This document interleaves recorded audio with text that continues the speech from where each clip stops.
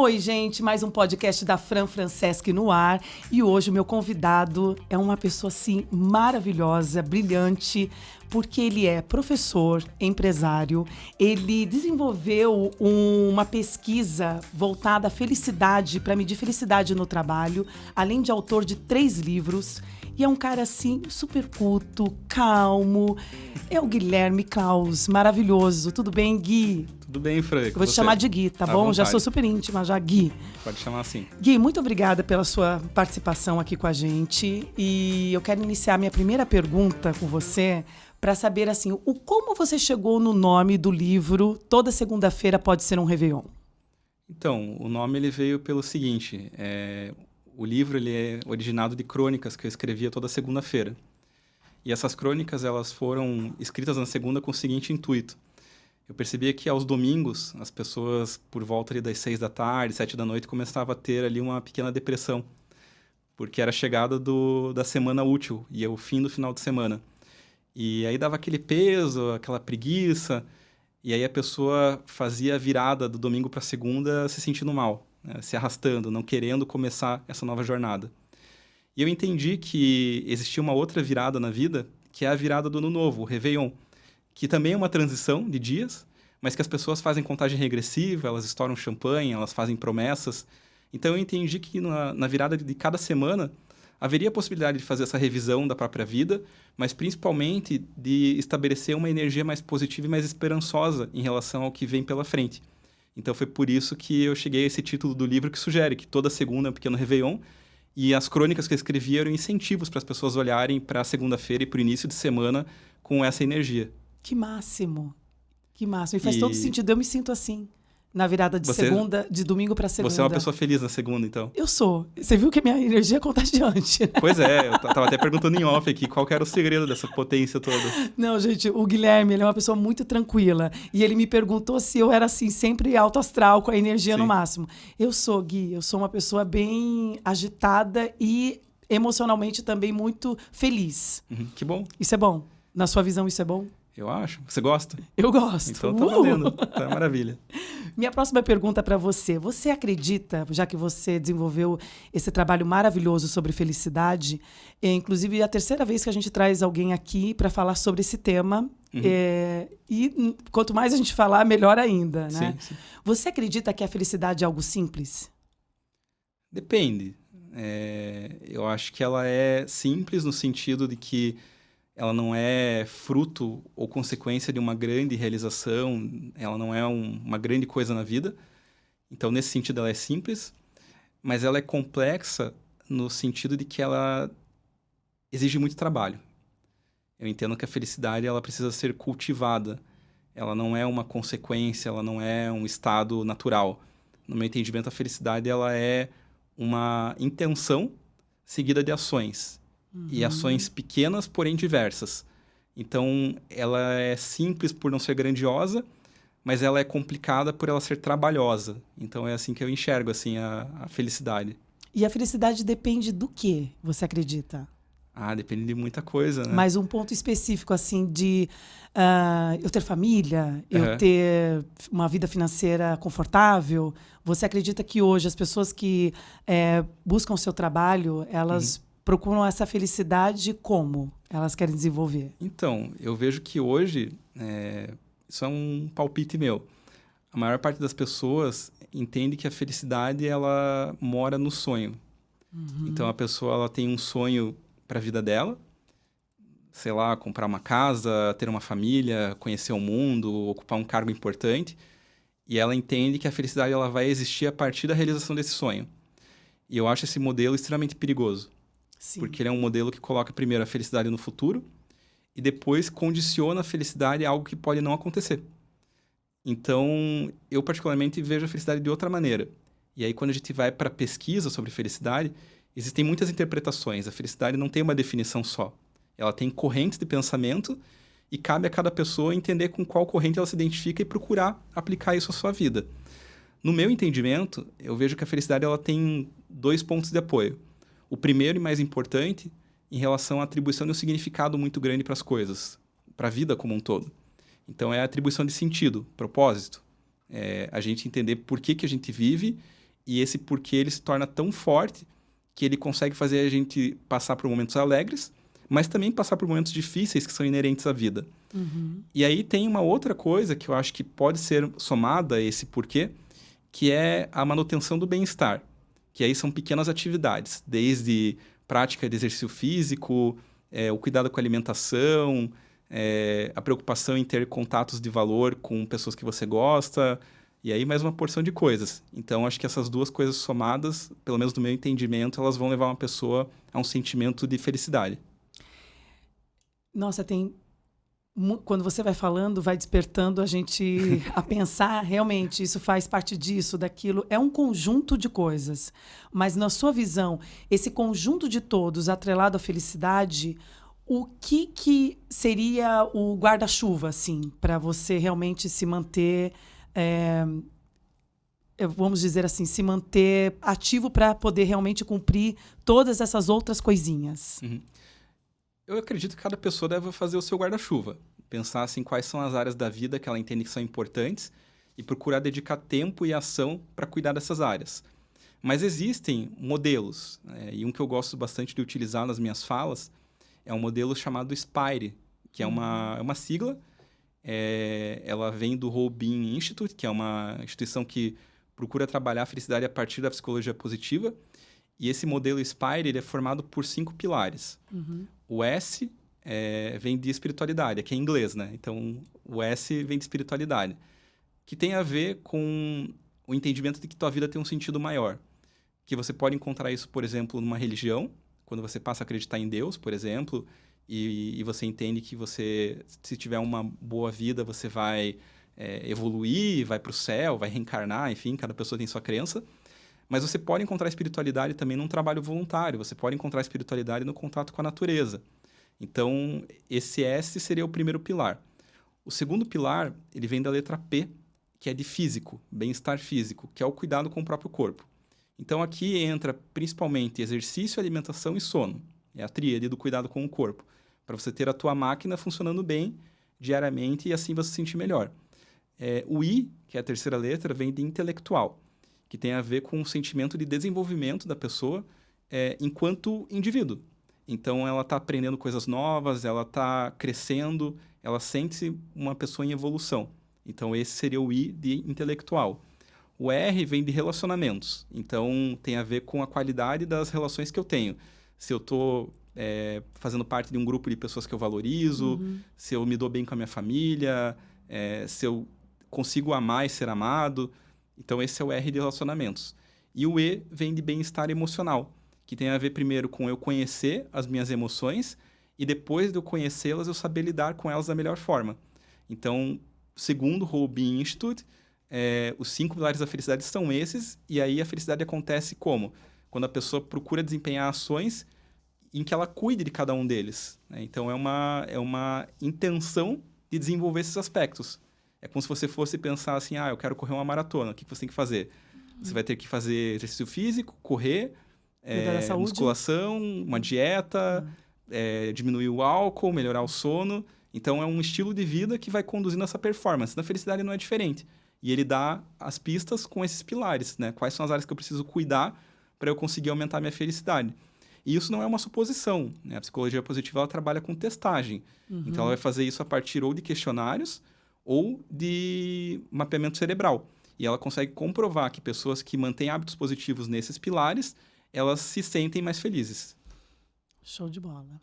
Isso e realmente é tudo um complemento, né? Sim. É tudo uma junção em que vai fazer com que você busque o seu resultado. Por isso que eu digo que é simples, mas trabalhoso. Muito trabalhoso, porque falando, a gente no dia a dia, a gente cai em tentação em muitas coisas, né? Sim. Peca em muitas coisas.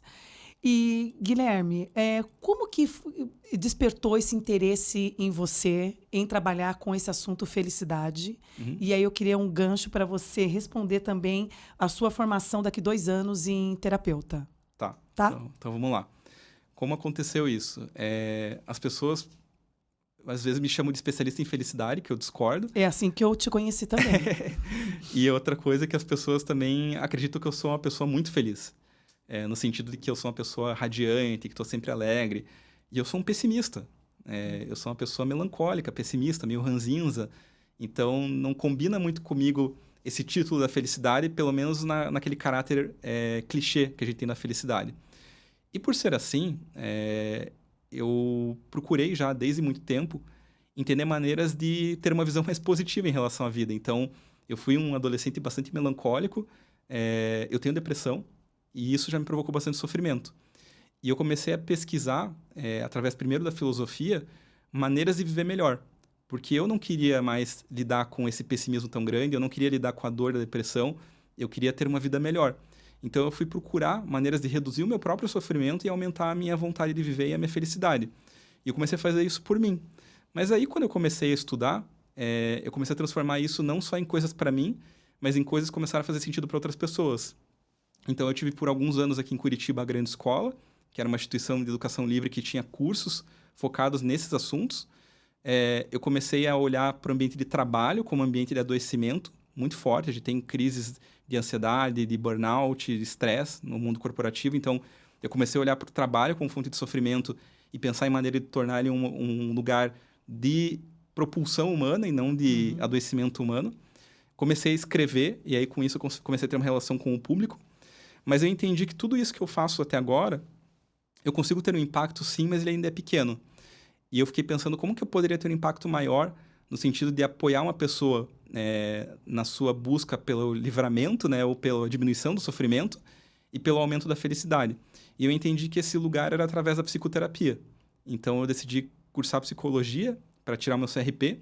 E meu plano daqui a 2 anos é eu começar a trabalhar em consultório para acompanhar, não a quantidade de pessoas que eu consigo acompanhar através de um livro, né, que são milhares de pessoas. Eu vou acompanhar ali, sei lá, 20 pacientes, que é o que eu vou conseguir atender, talvez um pouco mais. Mas eu vou conseguir ter uma profundidade na vida deles muito grande em apoiá-los nessa trajetória de redução de sofrimento e aumento de felicidade.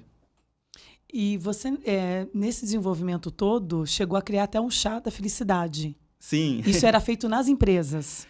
Não, o chá foi o seguinte, quando a gente fez o nosso indicador de felicidade, que era eu comecei ele como um estudo acadêmico, e aí eu lancei ele depois como um serviço da Humans at Work, que era gratuito para as empresas, porque a nossa ideia era gerar consciência nas organizações da importância de investir no bem-estar das pessoas. E daí, quando a gente fez o evento de lançamento, eu tenho uma grande amiga que é nutricionista, e ela estuda o impacto da alimentação nas emoções. E eu criei um desafio para ela. Eu falei, Aline, ela se chama Aline Kissak. Eu falei, Aline, você consegue formular um chá que estimule a felicidade? E ela falou, peraí que eu preciso estudar. E ela voltou com a receita, e a gente fez esse chá de maneira artesanal. E ele ficou muito gostoso. E aí, mais um tempo à frente, eu fui... E o que tinha nesse chá? Ele tem um monte de coisa. Ele tem banana, que é o ingrediente principal, ele é um chá verde, ele tem damasco, eu não vou lembrar de todos os ingredientes. Show. E aí, um pouco mais à frente, eu fiz um projeto com a Moncloa, que é aquela marca que tem lojas de chá pelo Brasil inteiro. E daí eu estava conversando com um dos sócios da Moncloa, e eu falei para ele, cara, a gente desenvolveu um chá aqui de felicidade, o que você acha de fazer isso em larga escala, lançar pela marca? E daí ele falou, a gente tem que ver se é viável. Daí a gente chamou a Aline mais uma vez, a gente precisou modificar um pouquinho a receita para ele poder entrar em escala industrial. Testamos o chá, ficou uma delícia. A formulação dele tecnicamente ajuda na estimulação de serotonina. E existe esse chá então mesmo? Existe, ele está à venda na Moncloa. Se chama Felicidade. Que show de bola, eu não sabia, eu vou comprar. É uma delícia. Ele é o chá mais cheiroso que eu já vi na vida. E ele dá uma ativada, assim, você toma, ele dá uma purificada. Então, a explicação técnica dele, ele é um chá que estimula a produção de triptofano, que depois vai ser convertido em serotonina, que é um dos neurotransmissores responsáveis pelo sentimento de bem-estar. Então, a ideia é que não é que você vai tomar o chá e vai ficar alegre na hora. mas você vai sentir um bem-estar. Mas o consumo regular dele vai te fazer sentir um bem-estar mais... Assim como o consumo da banana, né? Exato, ou da castanha, ou da castanha, do grão de bico. Aí tem alguns alimentos que também entram nessa categoria. E, Gui, uma coisa que você falou para mim antes era que você era uma pessoa que não era feliz, né? Que tem uma questão da depressão, e você, ao mesmo tempo, tem uma análise de estudar tudo isso e de entender a real importância da felicidade. Como que você se enxerga como uma pessoa, poxa, eu não sou uma pessoa feliz? E como você enxerga aquela pessoa que fala, assim como eu falei para você, que eu sou muito feliz?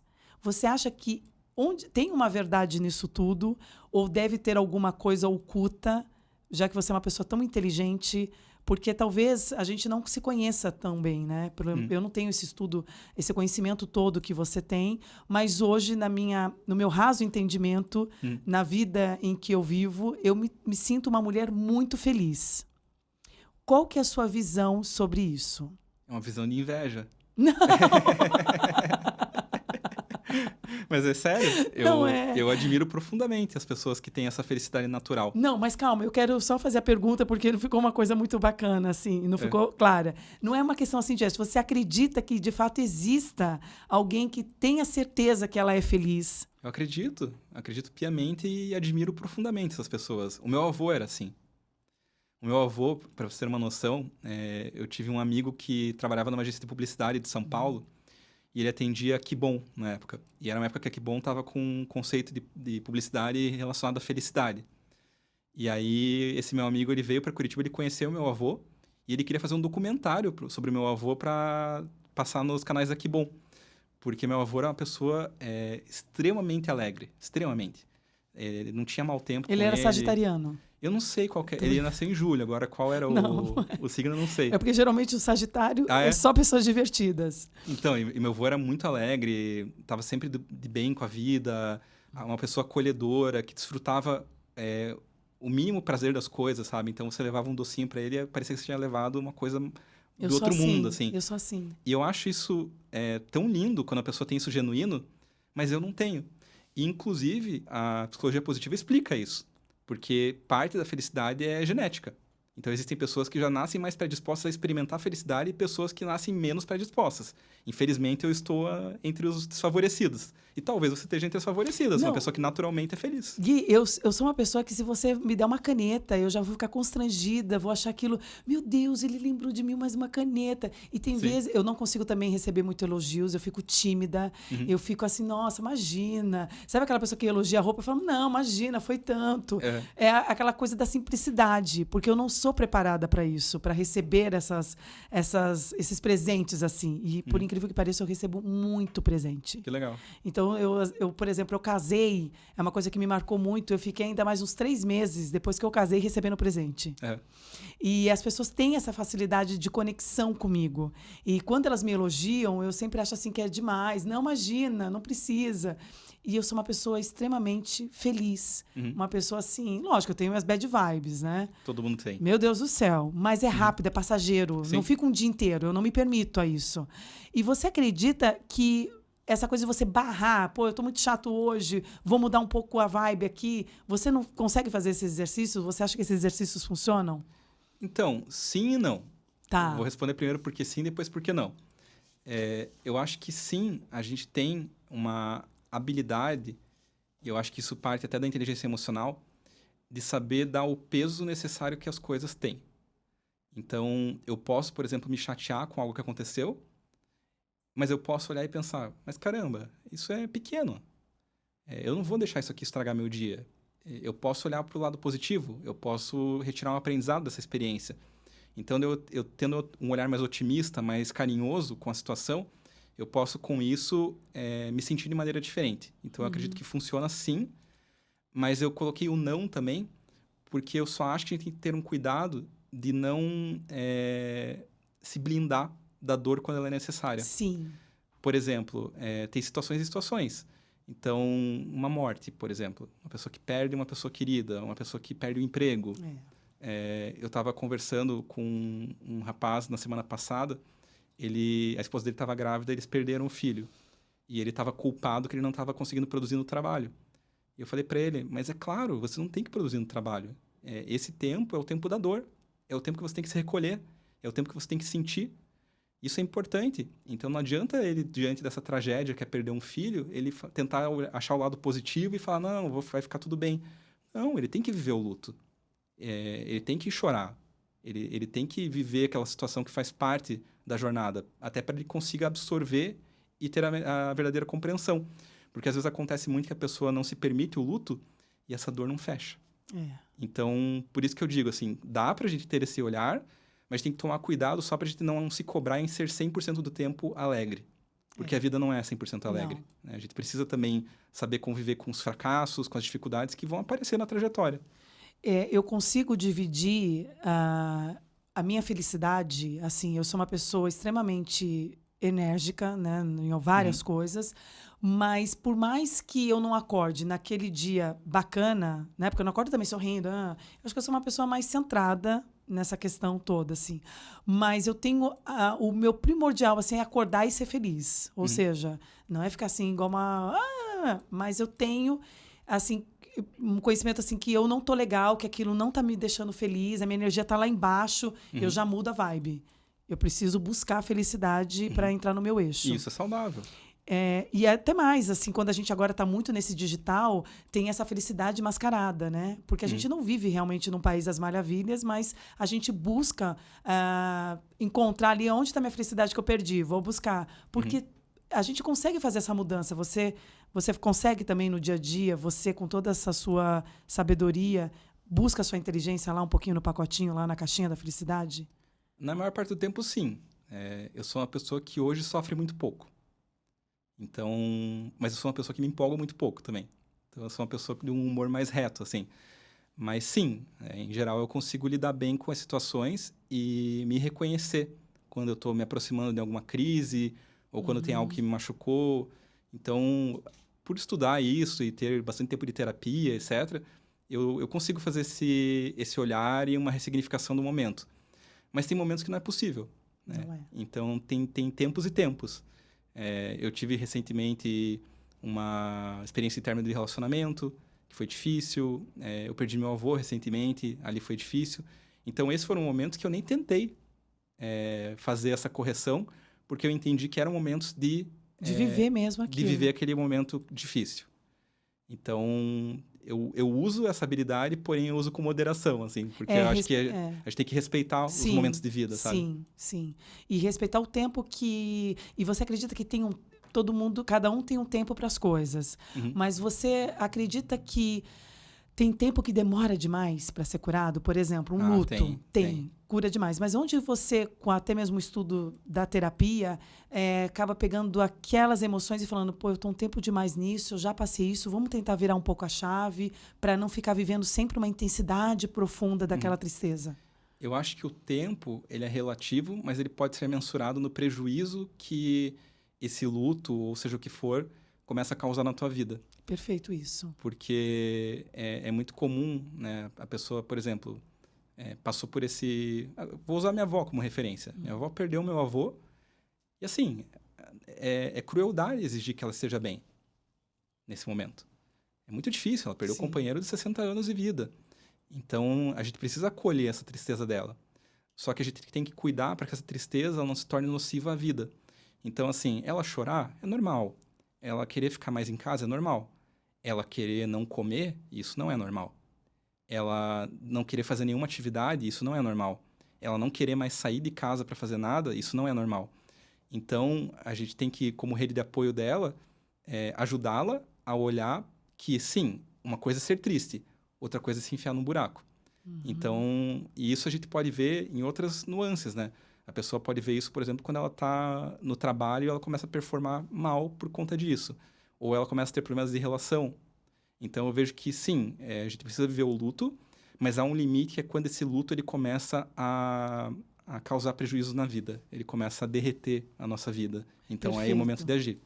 Esse é perfeito. E no ambiente de trabalho, começa a criar aquele desgaste até para levantar da cama, imaginar que você vai para um lugar que você não se sente mais feliz, né? Convivendo com as pessoas que você não consegue nem mais trocar ideias. E aí, aonde que entra o trabalho do Guilherme em trabalhar com essa grande equipe? Porque deve ser muito mais complexo, né? Com várias pessoas. Qual que é o desenvolvimento do seu trabalho com empresas? Então, varia muito, assim. A minha empresa, que é a Humans at Work, a gente trabalha com o ser humano no ambiente de trabalho. E o nosso foco é desenvolvimento, de comportamento. Então, nem sempre a gente vai trabalhar com o foco primário no bem-estar. Às vezes, a gente vai trabalhar com foco primário na melhora do relacionamento, ou então na melhora da gestão da rotina, ou então na diminuição do estresse, ou então na melhora da capacidade de comunicação. Mas isso, no fundo, vai melhorar o bem-estar do trabalho também. E aí, a gente geralmente parte de uma dor que a empresa tem. Então, o lugar mais comum de entrada é através do departamento de RH. Costuma ser empresa grande, até pela cultura de investimento em pessoas. E a empresa vai vir com uma queixa bem clara. Ela vai falar assim, olha, a gente está com um nível de estresse muito elevado. A gente está com muito conflito. A maioria, né? A gente mudou. Agora, uma coisa que ficou muito comum é a mudança para o formato híbrido de trabalho e a perda de produtividade, afastamento das equipes. Então, ela traz esse caso. Aí a gente vai estudar o que está acontecendo e vai trazer algumas intervenções para melhorar isso. Essas intervenções são, em sua maioria, treinamentos para líderes, indivíduos. Às vezes, a gente vai trazer algumas sugestões de processos para mudar e um pouco de trabalho de comunicação. Então, é a tríade assim, que a gente costuma usar para tentar contribuir com a melhora desse quadro na organização. Show. E ficam, dependendo de quanto problemático está a empresa, vocês ficam quantas semanas? Depende muito, Depende assim, muito. Tem empresa... E, assim, depende também da oportunidade que a empresa dá. Porque, às vezes, a empresa abre espaço para a gente vai lá falar 2 horas com os colaboradores. E é isso que a gente tem. E tem empresa que a gente fica o ano inteiro. O ano inteiro? Sim. Então, tem empresa que a gente tem contrato perene, assim, que a gente fica o ano inteiro fazendo ações, intervenções para desenvolver aquele comportamento desejado. Que é o ideal. Né? Porque comportamento não é uma coisa que muda tão fácil. Não. Então, quanto mais longo o trabalho, mais provavelmente a gente vai ter uma taxa de sucesso maior. Show. Falando lá da parte sua de atendimento individual, personalizado, a maior queixa quando as pessoas te procuram é relacionada ao quê? Então, eu comecei recentemente, eu não fazia trabalho individual, mas eu estava com algum tempo livre na agenda e já pensando no meu futuro como terapeuta, eu queria experimentar o trabalho de desenvolvimento 1 para 1, porque eu sempre trabalho com grupos. Uhum. Então, eu lancei lá no Instagram uma pergunta bem simplesinha, assim, coloquei no feed, você está infeliz com o seu trabalho? E falei assim, olha, eu estou procurando voluntários e voluntárias que não estejam vivendo um momento bom no seu trabalho e na sua carreira e que queiram desenvolver o seu bem-estar e felicidade no trabalho para um trabalho individual. Me procurem, é gratuito, é só mandar inbox. Eu achei que ia aparecer lá 5 gatos pingados. Choveu, gente. Assim, muita gente. Eu tive que fazer uma triagem para pegar algumas pessoas para atender, etc. E agora eu vou abrir mais agenda. E tem sido um trabalho muito interessante, porque quando eu vou para a empresa, eu trabalho grupo, eu tenho que trabalhar de uma maneira homogênea, eu não consigo trabalhar de maneira customizada. E quando eu comecei a fazer os atendimentos individuais, eu até montei um processinho, né, com algumas ferramentas e tal, e eu descobri nas primeiras sessões que aquilo não servia para nada. Porque cada pessoa tem uma história absolutamente diferente da outra. Então, eu desenvolvi uma técnica de atendimento agora, que eu escuto muito, e aí no final da sessão, eu crio alguma ferramenta, algum exercício, que a gente procura aplicar na vida da pessoa, a gente testa o resultado naquela semana e na próxima semana a gente aprimora, para procurar encontrar respostas. Então, virou uma eterna construção de hipóteses e validação. E eu estou tendo resultados muito legais, assim, é recente, né? Então, eu tenho hoje 4 pessoas que eu comecei a atender, eu vou abrir mais espaço de agenda agora, e a gente está na 4ª ou 5ª sessão, depende do indivíduo. E assim, a gente já consegue ver melhoras bem significativas, e isso me deixa muito feliz, assim, porque é aquilo que eu te falei no começo, em relação a você poder acompanhar uma pessoa e ver que uma pessoa saiu de um estado de insatisfação, de infelicidade e conseguiu se sentir bem. Uma dúvida que eu tenho sobre essas pessoas que queixam que não são felizes no trabalho. Quando você analisa essas pessoas, você acaba vendo que, às vezes, está muito mais nela, numa vida pessoal dela, e que ela acaba levando para o trabalho e não especificamente algo do trabalho, e as duas coisas acabam se juntando? Eu diria que 20% vem do lugar que ela trabalha. Vão ter os probleminhas. Às vezes o líder não é legal, o ambiente é meio tóxico. E aí do trabalho leva para casa. Exatamente. Mas 80% é a maneira como o indivíduo se relaciona com aquele trabalho e como ele se relaciona com o todo. Então, por isso que eu tenho conseguido resultados tão bons nas mentorias. Porque eu não conseguiria mudar a empresa. Mas a gente conseguindo mudar os comportamentos do indivíduo, a gente consegue produzir resultados bem interessantes. Então, eu acredito que tem bastante potencial de mudança na própria pessoa. Tem uns memes rolando na internet que diz que dinheiro não traz felicidade, manda buscar. Você acredita nisso? Acredito. Manda buscar de Uber, de iFood. Eu acho uma besteira quando as pessoas dizem que dinheiro não traz felicidade. Claro que traz, mas não tudo. não a felicidade completa. Então, é importante a gente ter uma vida confortável, é importante a gente poder comer, a gente ter acesso à saúde, a gente ter acesso a uma boa moradia, a lazer. E isso são coisas que o dinheiro proporciona. Mas é um erro a pessoa que pauta a vida dela inteira no sucesso financeiro. Isso é muito pouco para ser capaz de realizar alguém. Então, sim, o dinheiro ele traz uma parcela da felicidade, mas ele não deve ser o centro da vida de ninguém. Ele é um pedaço, né? E como eu falei lá no início, aquele modelo Spire, nele já está claro que vai muito além do objetivo financeiro. A vida tem a ver com relações de qualidade, a vida tem a ver com espiritualidade, com cuidado com o corpo e por aí vai. Então, aquela velha ideia que as pessoas têm que tudo vai se resolver quando ganhar na Mega Sena, não vai acontecer. A Mega Sena não vai tornar ninguém mais feliz. Mas vai ajudar? Claro que vai. Então, ajuda um pedaço, mas a gente precisa buscar uma felicidade mais completa, mais ampla, né? Com outros olhares sobre a vida.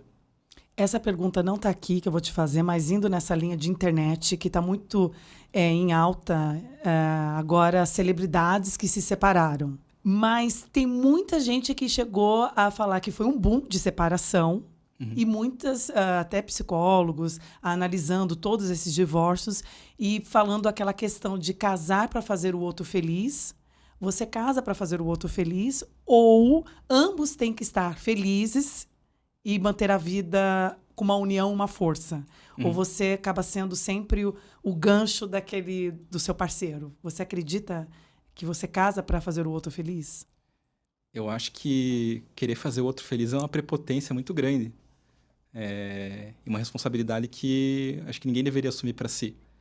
Eu vejo que a felicidade ela é uma busca individual. A gente pode ser uma boa companhia, a gente pode ser um abraço acolhedor, a gente pode ser um bom ouvido, a gente pode ser um bom parceiro. Mas querer fazer alguém feliz, não dá. Isso depende totalmente do indivíduo. Então, a felicidade, no meu entendimento, é uma busca individual, mas que a gente, em grupo, pode conseguir se ajudar mutuamente. Mas essa responsabilidade de depositar no outro a razão da felicidade, isso é um perigo e é até uma injustiça. Então, a pessoa que imagina que para ser feliz ela tem que arranjar um amor, ela tem que casar, que a felicidade mora no outro, é uma pessoa que está se colocando num lugar muito perigoso e que está colocando o parceiro ou a parceira num lugar também muito perigoso. Então, eu sou totalmente contra essa ideia. Eu acredito muito que a relação saudável ela vai acontecer quando a gente tiver indivíduos felizes que decidem ser ainda mais felizes em conjunto. E fazer uma soma, né? Exatamente. Nossa, eu ia falar do meu casamento, mas não vai ser muita prepotência eu me consultar aqui com o Guilherme. Eu acho que eu vou falar o exemplo do meu casamento, pode ser? Claro. Gui, eu concordo com isso. Eu tenho comigo uma certeza muito grande de quem eu sou. Mas eu coloco, sim, uma felicidade. Eu quero ver o meu parceiro feliz. Sim, mas é diferente de você fazer ele feliz, De né? fazer ele feliz. Exatamente. Exatamente. Você pode apoiar ele na construção da felicidade dele. Mas não uma mas coisa não é assim, você que vai fazer ele eu tô feliz. no casamento para fazer o outro feliz. Exatamente. É muito controverso isso muitas vezes também, né? Você pode ter um desejo genuíno de apoiar ele na construção da felicidade dele. Exatamente. E ser uma grande parceira. Mas a felicidade é uma responsabilidade dele ainda. Não dá para depositar como se você tivesse poder de fazer, sabe? Não há o que você possa fazer. Mas você pode apoiar. Mas depende muito daquele indivíduo, né? Daquela pessoa fazer pela própria vida. E tem algumas dicas simples em que você possa ativar a felicidade da outra pessoa?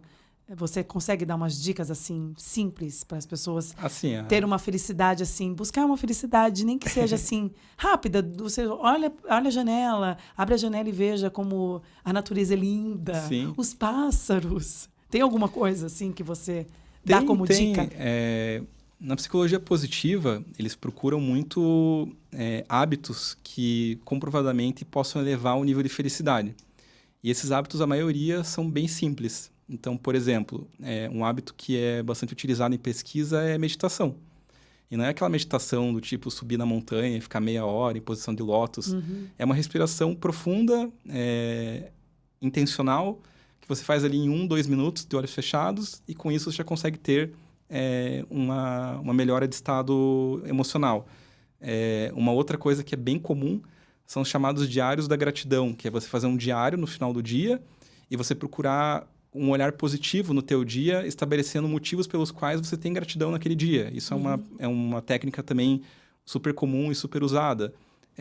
Mais uma vez, repito, a prática de exercício físico diário, é também uma forma de você encontrar felicidade. Ajudar uma pessoa na rua, você conversar com uma pessoa por meia hora, um amigo, uma coisa assim, isso também é uma prática de felicidade. Então, tem uma série de hábitos simples que você pode adotar e que vão trazer uma maior qualidade de vida. E qual que é a dica que você dá para quem estiver nos ouvindo para ser feliz no trabalho? Uma dica rápida. Encontrar o porquê. Lembrar por que você está ali. A pergunta é, por que você faz o que você faz? E aí você se agarra nesse porquê. Seja ele pelo dinheiro, mas eu não gosto do que eu faço, mas aqui tem um salário bom. Mas aqui não é o dinheiro. Não, mas se for para essa pessoa, né? É que a pessoa, mesmo que seja pelo dinheiro, não é pelo dinheiro, é porque o dinheiro proporciona. É pela escola do filho, é pela possibilidade de viajar, é por poder ajudar os pais. Então, a lembrança do porquê ajuda muito num sentimento de felicidade no trabalho e principalmente a gente lidar com a dificuldade do trabalho. Porque quando eu falo de felicidade no trabalho, tem gente que pensa que a gente vai ser alegre no trabalho. Isso é raro, porque trabalhar é difícil, trabalhar é duro. Mas quando a gente tem esse porquê muito forte, isso ajuda a gente a lidar com essas dificuldades. Tem uma frase que eu gosto bastante, que é do Nietzsche, que diz assim, quem tem um porquê aguenta quase todo como. E eu vejo que a busca pelo porquê no ambiente profissional é essa âncora que ajuda a gente a lidar com a dificuldade que é inerente. Então, a pergunta a se fazer é, por que eu estou fazendo o que eu estou fazendo? Por que eu estou aqui? E aí, com a resposta, a pessoa talvez consiga trabalhar com um sentido maior. Verdade. Isso é muito bacana mesmo. Isso muda, isso é para tudo na vida, né? Sim. A pergunta é, por que você está fazendo esse podcast? Exatamente. É uma pergunta. Show de bola. Aquele minuto, reflexão. Mas isso faz todo sentido. Se a gente parar e, quando tiver alguma coisa assim no meio de uma turbulência, conseguir fazer uma pergunta dessa, muda tudo. E eu tenho certeza, fiz aqui a brincadeira do podcast, mas talvez tenha um dia que esse podcast te estresse. Ou, sei lá, você está decorando o roteiro, ficou nervosa, o convidado se atrasou. Talvez tenha um dia que você fale assim, meu, isso é tão legal, mas tô de saco cheio. Esse é o momento de você lembrar do porquê. O porquê ele te coloca no eixo. Daí você lembra por que você está fazendo o que está fazendo. E isso te ajuda a lidar com essa dificuldade. Gui, a gente já está no final do nosso podcast, da nossa entrevista, que foi maravilhosa para mim. Você foi falando e eu fui trazendo como melhoria mesmo, fazer o meu autoconhecimento aqui. E você é uma pessoa que vou buscar você para consultas individuais. Você está preparado, Guilherme? Vamos lá, bora. Você acha que vai ser um estudo complicado?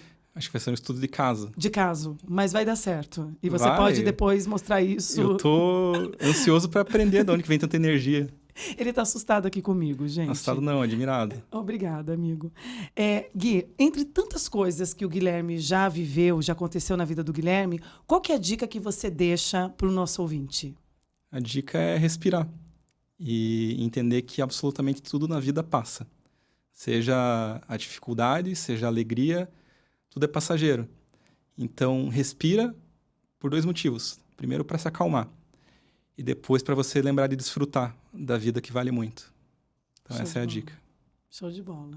Olha aí, gente, quanta sabedoria, quanta felicidade. E sim, né, Gui? A gente se permitir ser feliz, né? É uma coisa que a gente pode buscar, né? Falando assim, hoje eu vou ser feliz. Eu acho não apenas pode, como deve. Como deve, eu entendo que há um motivo para a gente estar vivo. Sim. E um desses motivos, ou talvez o grande motivo, seja justamente para que a gente possa encontrar felicidade na vida. Então, acordar com essa intenção diariamente, eu entendo que é uma ótima escolha. Show de bola. Tá vendo, gente? Muita coisa boa acontecendo e que você seja feliz, se permita ser feliz e continue aqui ligadinho no nosso podcast, compartilhando, comentando, que eu estou muito feliz, estou sempre muito feliz em estar aqui compartilhando com vocês tudo isso. Muito obrigada e até o próximo episódio. Um beijo, tchau!